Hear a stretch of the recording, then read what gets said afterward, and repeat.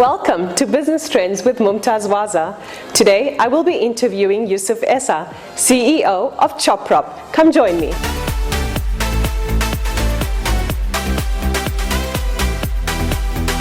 Yusuf Essa, welcome to Business Trends. Thank you for your time. Thank you, Mumtaz. It's a pleasure. Your journey in entrepreneurship started at a very young age when you started earning 25 Rand at a scrapyard. After earning that 25 Rand and saving it, you bought your first computer. Your brother then went on and offered you a car, 250 Rand, and a hi-fi set for that computer. Mm-hmm. And that was the first night that you became an entrepreneur. Mumtaz, you're mentioning that you probably read my book. So yeah, just to give you an idea, I'm a high school dropout, worked at a scrapyard for a good few months. And I had one day, at the scrapyard where I had a client that came in there looking for something and, ended up selling me a computer.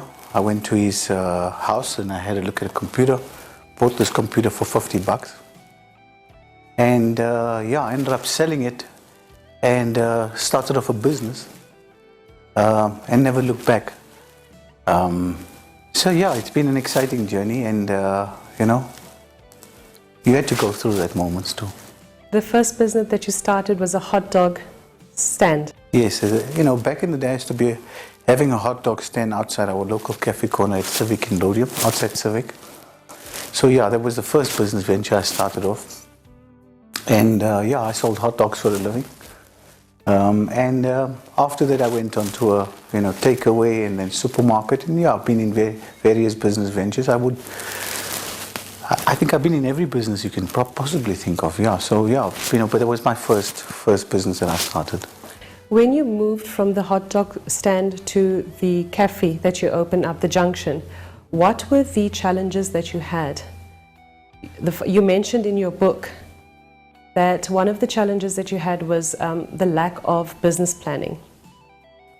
Absolutely. I think I was challenged in every different way, being young and, still wet behind the ears and green. I think I had many different challenges. I had no concept of business.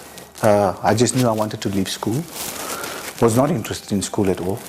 And at any cost, I was going to do anything to leave school. But I always had this budding entrepreneur in me that wanted to do something and, sell things. And we come from a very, a family that's, very business-minded. And for that simple reason, you've always watched them all trading all the time and talking business. And I always wanted, that was a bit big for my boots at the time. And I thought that, I could do this too, And so then, started the hot dog stand and that was the beginning. And, went into many different businesses and made lots of mistakes, failed a lot. And it taught me some valuable lessons and, showed me life. They say school gives you an education, but the true education is after school when you really that's your learning experience. So I think, that's where I had a real education. Yusuf, when you went into the retail business, you were working Sunday to Sunday, and at one stage you decided that you weren't going to work on Sundays. Mumtaz, when we speak about that period of time where I worked Sunday to Sunday, and we still sometimes do work on Sundays in our business, there was a time that I got involved in a business, in a cash and carry business, and we used to supply product and stock to the 5 Rand stores back in the day. And I had a very big business at the time and got involved in some financial debt. I started giving credit and went through a challenging time. I had lots of creditors. Was actually, I can remember the time that I was probably in debt for about 4 million Rand at the time. And we're talking probably, this is maybe about 23 years ago, to be exact. And I think we were forced, I had a lot of creditors. I was under pressure to pay those creditors. And had lots of debt stock, had a outstanding book that started to cause me a lot of stress. And just having a battle collecting money from people. And I decided that, I would have to just focus on my retails and just put my time in. So there was a time that myself and my late wife, Shazia, used to work Sunday to Sunday. And yeah, sometimes eat days as well. So, we had to go through that. So we went, through those challenges for many years. And then eventually got to a point where, Shazia had to spend more time at home with the kids. We got 3 boys. And and then eventually, I think in 2007, we decided to make our debut in real estate. And we used to eventually, when we stopped working on Sundays, we used to go take the kids out on the, out Sunday afternoon drive and go out for lunch. And after lunch, we would have a look at the odd show house that would be for sale. And yeah, we started buying 1, 2 show houses and started building a portfolio back in the day. So that's probably, I would reckon we started investing in property probably about 21 years ago. And so we still, we noticed, as we started buying property and investing in property, we noticed that there was a lack of presence when it came to, our community in the real estate sector, especially as estate agents. So it was something new, and we decided, listen, we just looked at, what was going on. And, back in the day, most of the estate agents used to be Afrikaans. So it was either an Annelies or a Bertha or a Johan or a Bertus. I recall Leaping Frog. Leapfrog. Yeah, that's the only... I remember Leapfrog was actually dominating the area at the time when we started the business. And yeah, we decided that let's go into this thing, and we had a few of our own properties, and we'll start this, and let's see what happens. So I can remember the discussion, and myself and a late friend of mine, Faisal Kala, and my wife, and we used to go out as couples together and having the discussion. We all went out for dinner, and we had the discussion. And Shazia always wanted me to get involved in real estate and or insurance for that matter. She felt I was wasting my time behind the shop counter. So we had the discussion. She said, "Okay, listen, let me go and work for another agency, or and you meantime let's work towards selling the shops." So we did that, and she worked for an agency for about 6 or 8 months. And in the meanwhile, I was selling all our retail stores. Yeah, and 7, 8 months later, we started the business. I started the Choprop brand. Shazia was still working for this agency, and I started with a rental company at first. Choprop was a rental company at first. So it was initially Choprop Rentals. And then we managed our own portfolio with the rentals. And a few months later, I went to Shazia's boss and I said, listen, we want to go into sales. And I'm going to be taking Shazia in the business with me. And she had a restraint of trade. So I spoke to the boss and I said, listen, allow her to join me. Maybe I can write you a check for the restraint of trade. But we don't want to do unethical business. I don't want her to be with me, and there's a conflict of interest type of thing. And, so how do we overcome this? So, Shazia's boss still told me, she said, look, you're welcome to go into the business. Whatever you end up selling of ours, we go 50-50. So we immediately, had stock to sell. And so we started as a husband and wife duo. And we used to be selling houses and having show houses. And, we worked Sunday to Sunday tirelessly. Eventually, after 2-3 years, we decided that, it was a taxing business. And it's a business for a very resilient personality. And we decided that Shazia would sit at home with the kids, and I would spend more time taking clients out and, closing the deals and that type of thing. Shazia helped out with the admin and did a lot of the admin and the paperwork in the background. She was a great administrator. Yeah, so her strengths were there, And then, eventually we were selling houses like trousers, and became very busy. Eventually, we were doing like a sale a day. And then I think around October 2009, I got hopelessly sick. I remember taking a client out who had measles. And I think I contacted measles. I was in hospital for about 18 days, and it was a life-changing moment. Turning moment for you. Absolutely. Changed my life forever. So that was where the entire idea of establishing the Academy of Learning, the Choprop Academy of Learning, took place. We decided to franchise the business. So it was an exciting journey, and we decided that instead of we needed to have a succession plan, because clearly the business was dependent on me at that time, and if something had to happen, that there was no income in the house. At that point, I was in hospital as well. I can remember I still had one of my retails. And we didn't have money to pay rental. They locked the shop up, you know. We couldn't pay rental. So it was a life-changing moment for me. And I remember this moment very well. And I decided that I'm never going to make our business dependent on us. So we decided to establish the Academy of Learning, start to, you know, spread our wings, extend our footprint, train people to do what we knew how to do, and started empowering people. We also started going to previously disadvantaged communities to try and, you know, as our social development or social upliftment program, we decided that we will teach people from previously disadvantaged communities how to trade in and sell property, which is what we did, and that's been our success. Yusuf, you started Choprop during the world economic crisis in 2007 with the interest rates extremely high. How did that impact on your business?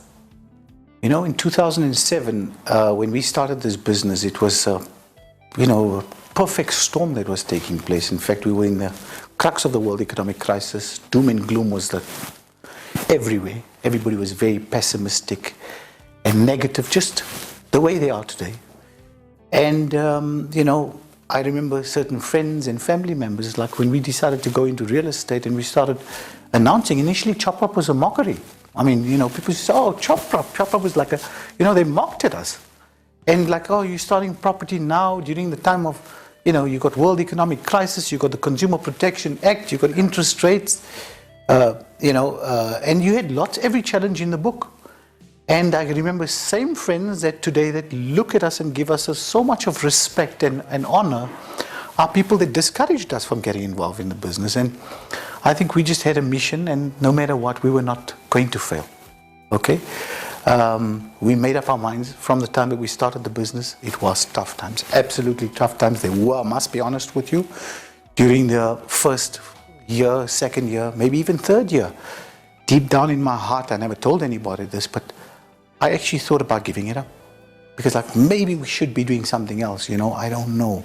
Never told Shazia this because I didn't want to show her that side that, you know, that I'm a little bit doubtful about this working. So I just kept it to myself, and, you know, first year we went, I remember the first year, I think we sold 8 houses. Made a hopeless loss. For the entire year, I think we made 286,000 rand. Our expenses was probably double of it.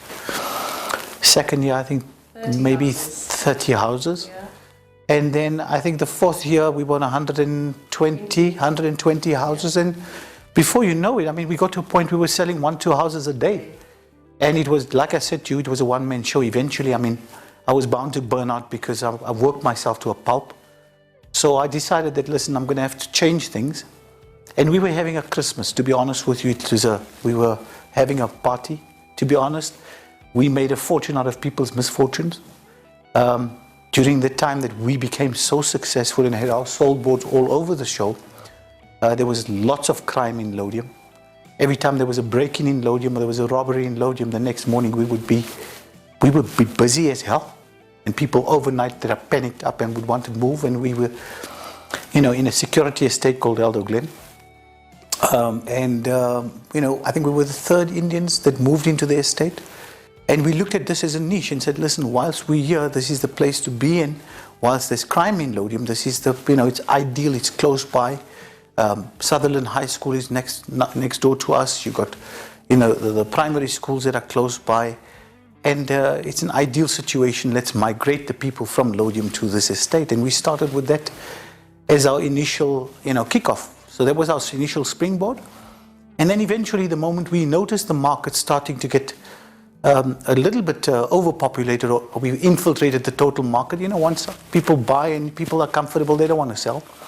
So we got most of our community to the Eldo Glen estate, and then we started the surrounds. And then I decided, listen, I need to change things, because tomorrow, if there's no more stock, we need to know that, listen, we're going to be able to do business. How did you diversify? With the academy? With the academy, initially it wasn't just the academy that we diversified with. Initially we started increasing, you know, we started the business on a modular approach. So initially it was just residential property sales or sales of houses.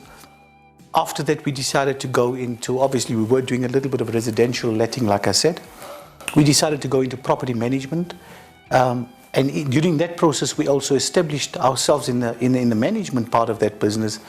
I think we manage about between 1,200 landlords and tenants today, so it's become a big business. So it developed, also gave us a nice passive annuity income, you know. So we got a nice passive income rental book that comes in, so helped us sustain ourselves as well. So we went slowly, and you know, from a modular approach, we went from residential property to commercial property.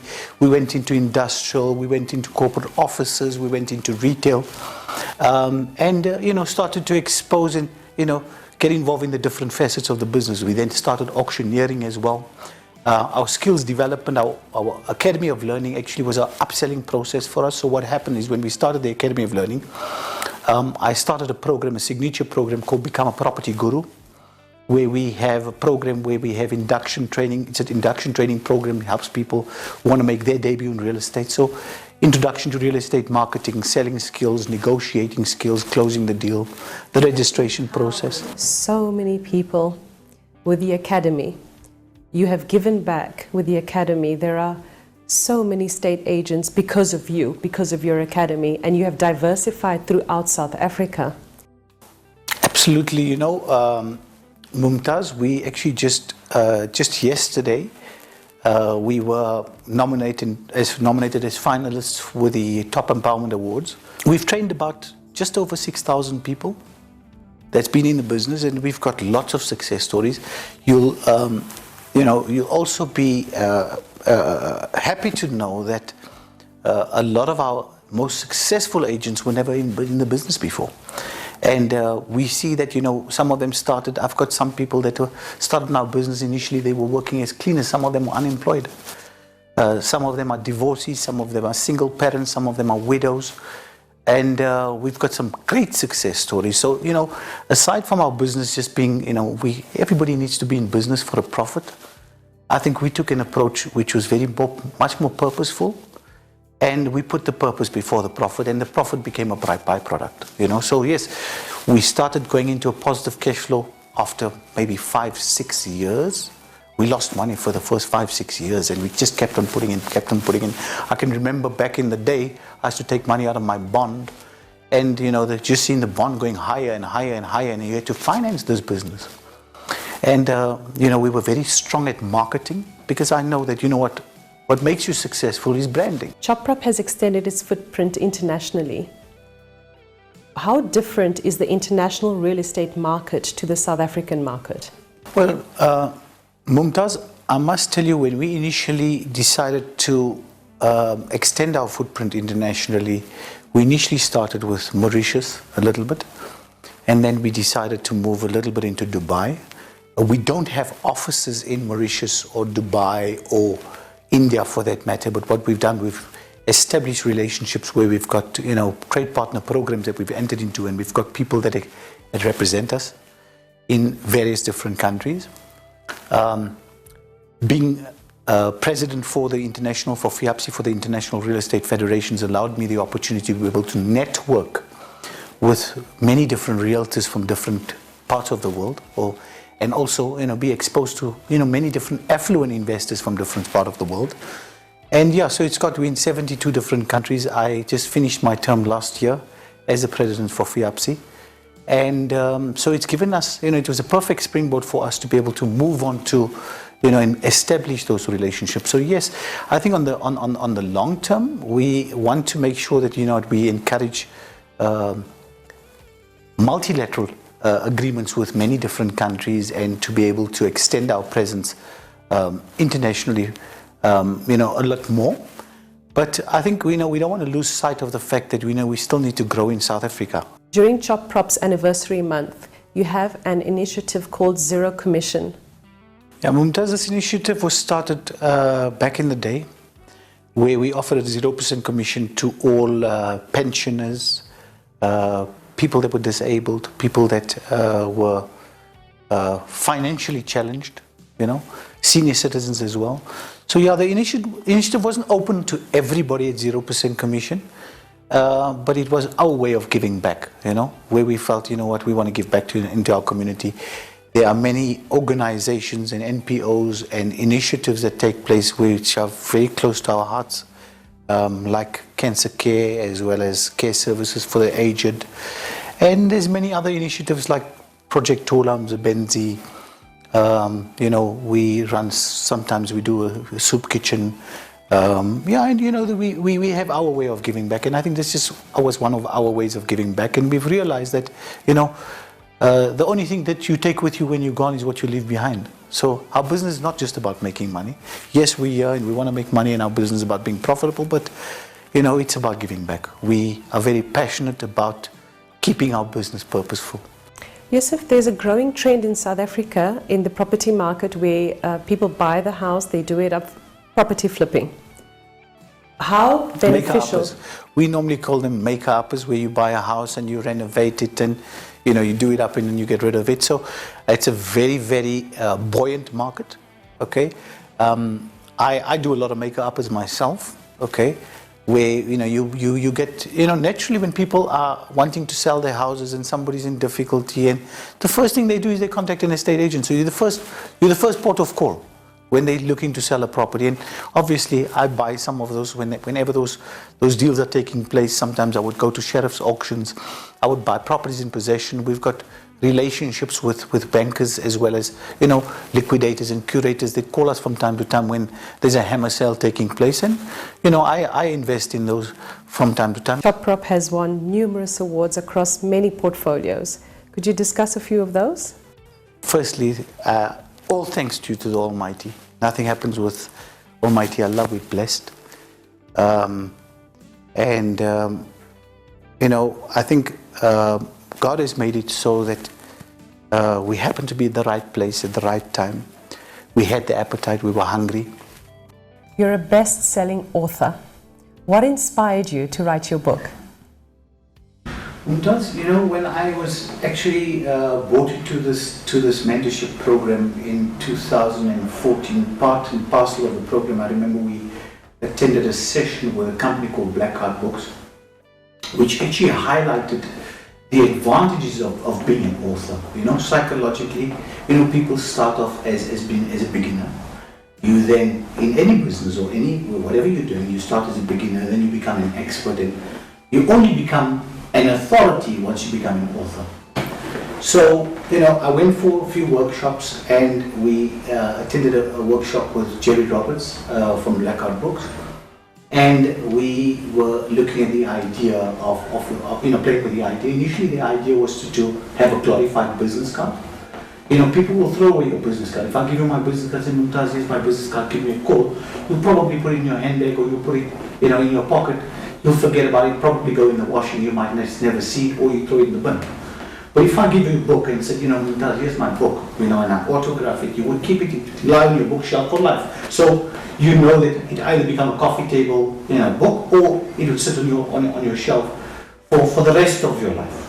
And every time you go to your bookshelf or your library, that you would see it. So I looked at it as a very logical thing, and when we attended these workshops, I got more inspired to publish the book. And I think what inspired me more is purely because we got to a point where we became so successful at what we did. So I felt that there was a burning need inside of me that wanted to tell people that, listen, anybody can do it. I thoroughly enjoyed the book, Yusuf. Where will the viewers find this book? Well, initially we launched our book Scoops. It's also available on Amazon, so anybody can download a copy on Amazon as well. I made it affordable. It's not about making a profit on the book, so it's quite affordable. I think you can buy it for probably $1 or $2 on we're running a campaign at the moment on Amazon. But I mean, again, back to the idea of publishing the book. The idea was to inspire people, and many people get demoralized and feel that I'm not good enough and I can't do it. There was a time that I felt, when people felt I was not good enough, and I almost believed them. And I think my message to people, even in the book, was that, don't worry about what people say. If you focus, and people will be there to break you. The same people that'll crown you are the same people that'll disgrace you. And the people that'll disgrace you at one point are the same people that'll crown you. So I've learned that lesson about life. Okay, it showed me a real picture, and I don't see life as I am. I see I see life as the way it is. I've noticed you have quite a few franchises. Tell us about the Choprop franchise. Mumtaz, we've got a few different franchise opportunities. We've got the no frills franchise. We've got a one-man max franchise. We've got a area office franchise. We've got a private equity franchise. So we've got a few different franchise opportunities. And the reason for us at Choprop branching out into franchises is, obviously to help extend our footprint. We've got people from all different parts of the country and different parts of the world that want to sell and are looking for services that we can provide. And we felt that this is be a good way of us extending our presence. We only charge a 4% franchise fee on our main franchise opportunities. And this is merely so that we could, extend our brand. We've got the website, we've got our infrastructure out there. If there's somebody, on the other side of the world that wants to pursue a career and open up an area office, it also, goes along with the idea to empower people. We teach them, everything from start to finish, help them also with the skills development program, so they are able to also deliver value out there and help bring people to the industry and help, obviously, represent us. Yusuf, for anyone wanting to get into real estate, how do they contact you? For any of our viewers, if they want to pursue a career in real estate, you can contact my helpline on 0861 Choprop. That's 0861 246 7767. Or alternatively, you could email us at info@choprop.co.za. Or you could, if you're interested in any franchise opportunities, you can email franchise@choprop.co.za. Yusuf, it was an absolute pleasure having you on Business Trends. Thank you for your time. Thank you, Mumtaz. Thank you for having me on your show. It's an absolute pleasure.